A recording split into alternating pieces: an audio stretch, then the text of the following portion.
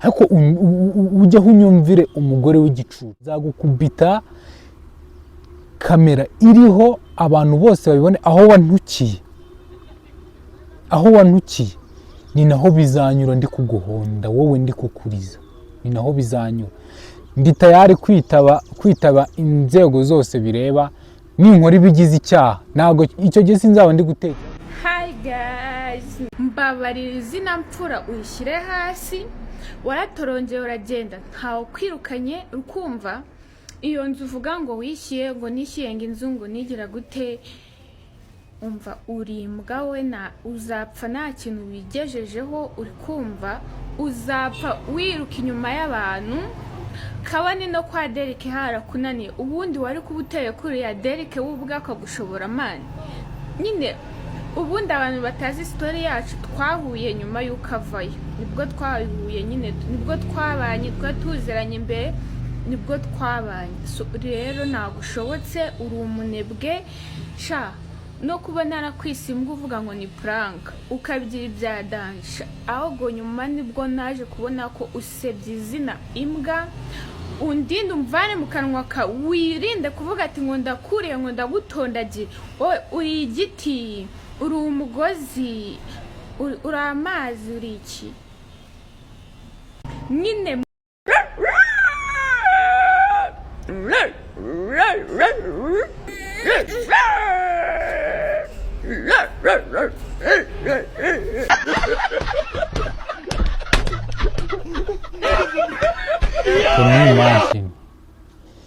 umuntu witwa ngo ni umugore wawe, umuntu witwa ngo mwarabyaranye, umuntu witwa ngo mwarabanye imyaka itari mikeya, reba ibintu aba ari gupostinga.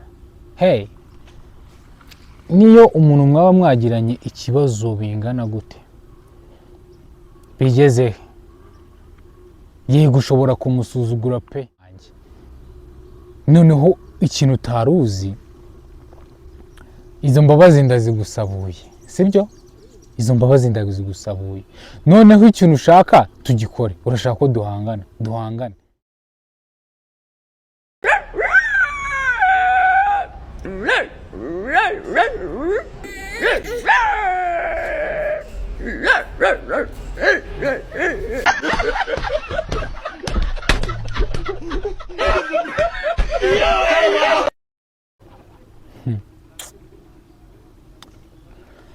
Can you imagine umuntu witwa ngo ni umugore wawe, umuntu witwa ngo mwarabyaranye, umuntu witwa ngo mwarabanye imyaka itari mikeya, reba ibintu aba ari gupostinga. Hey, niyo umuntu mwaba mwagiranye ikibazo bingana gute bigeze yego ushobora kumusuzugura pe, ushobora gukora n'ibindi byose ushaka, ariko se uyu mugore muri kunyumvira yuzuye, umuntu akifata video imeze nk'uko nguko ari kwimokeshwa ngo niko ari kumva message yanjye ndi kumusaba imbabazi. Ese ko wagira ngo izo mbabazi ndi kukwaka mwana ni iki se? Ni ibintu bitemewe ndi kuguhereza mwana. Iyo umuntu asabye imbabazi arazihabwa cyangwa bakazimwima, ariko kurenzaho ayandi magambo full stop, kurenzaho ibindi bikorwa nta nubwo utewe isoni nawe ubwawe, ibyo bintu ntabwo biguteye isoni. Ntabwo uri kwibaza rubanda ruri kukubona gute, ntabwo uri kwibaza ngo ese abantu bari kubona umuntu ndi kuvugaho ari umugabo wanjye twabyaranye bari kumfata gute? Wamenye ko na nyuma y'iki gihe ufite ubundi buzima mwana. Wigaye kabisa, wigaye. Narakubwiye ngo ntabwo nazanganje kugutuka, ntibibaho. Ntabwo naza hano kuri social media nje kugutuka nk'ibyo uri kwivurugutamo, nje ntabwo bibaho. Ntabwo nkunda gutukana nk'uko nanga umuntu ntuka, ariko icyo nkubwiye cyo ni izina ry'Imana ndi kuguha agasopo, mbabarira. ntabwo nkubujije kumvugaho ariko ntabwo nguhaye uburenganzira bwo kuntuka kwifata ngo ugakora video uri kwimukishwa. Ibyo ngibyo ubundi ni ibintu bibereye umuntu w'umugore wabyaye. Ibyo ngibyo ni iby'umuntu w'umugore wabyaye. Nawe banza wumve ibintu urimo. Uze gusubira inyuma wumve iyo video wumve nawe ibintu urimo. Can you imagine umuntu w'umugore akifata agatukana kanze mbumvisha. Kifasha agatukana wagira ngo cyazi ibi bintu bitumye menya urundi ruhande kabisa. Ibi bintu biba bitumye menya urundi ruhande rw'umuntu ugize ute uri we. Can you imagine umuntu wifata agatukana nka gutya? Hi guys, babarira izina mfura uyishyire hasi, waratorongeye uragenda ntawe kwirukanye ukumva iyo nzu uvuga ngo wishyuye ngo nishyuye ngo inzu ngo nigira gute, umva urimbwa we na uzapfa nta kintu wigejejeho, uri kumva uzapfa wiruka inyuma y'abantu. Kabane no kwa Derek harakunaniye, ubundi wari kubuteye kuri ya Derek wubwa akagushobora mani nyine. Ubundi abantu batazi story yacu twahuye nyuma y'uko avayo, nibwo twahuye nyine, nibwo twabanye, twatuzeranye imbere, nibwo twabanye. So rero nagushobotse uri umunebwe sha no kubona nakwisimbwa uvuga ngo ni prank ukabigira ibya dansha. Ahubwo nyuma nibwo naje kubona ko usebye izina imbwa, undinde umvane mu kanwa ka, wirinde kuvuga ati ngo ndakuriye ngo ndagutondagira. Wowe uri igiti, uri umugozi, uri amazi, uri iki?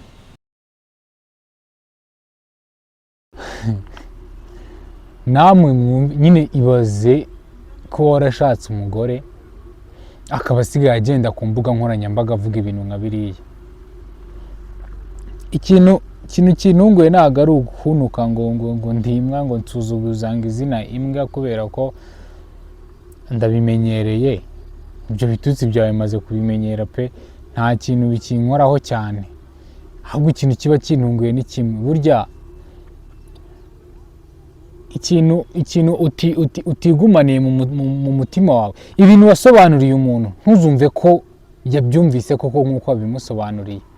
Numvise mentioning ibintu byo ngo bya ba Derek ngo Derek ngo ashobora nde. Wowe ubwawe twaricaye mwereka uko projet zari zihagaze, mwereka prank nari ndi gukorana ba Derek. Prank zagenze neza, icyo twari tugamije twarakibonye, ibintu byarakunze. Wowe ubwawe wari ubizi ko ibintu twari turimo na ba Derek ari prank. Atangiye gufata amateka y'ibintu byahise, azi n'uburyo byagenzemo, agatangira kuyagarura muri negative. Uri igiki mwana? Ese ibyo byose uri kubivugishwa n'utumesaje ndi kukwandikira ntumwaciye bugufi kubera uri umugore wanjye. Noneho ikintu utaruzi, izo mbabazi ndazigusabuye, sibyo? Izo mbabazi ndazigusabuye. Noneho ikintu ushaka tugikore, urashaka ko duhangane. Ariko ni izina ry'Imana, ni ingaruka aho nagusize ndahazi.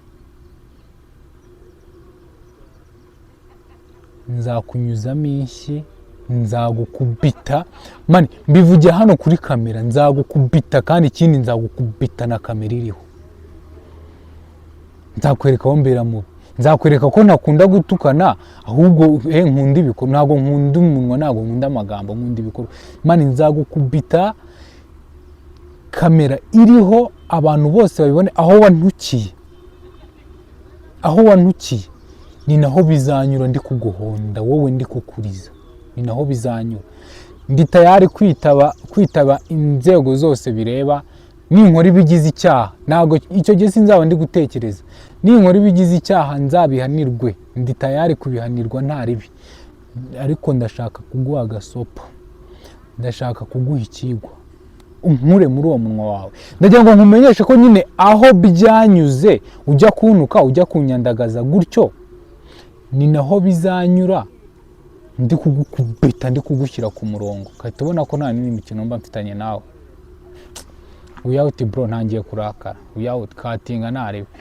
ngewe icyo mbwiye abantu ni uko hano ibi byose biri kubera ni naho hazanyura inkoni nzaba ndi gukubita inongegera aho nagusize ndahazi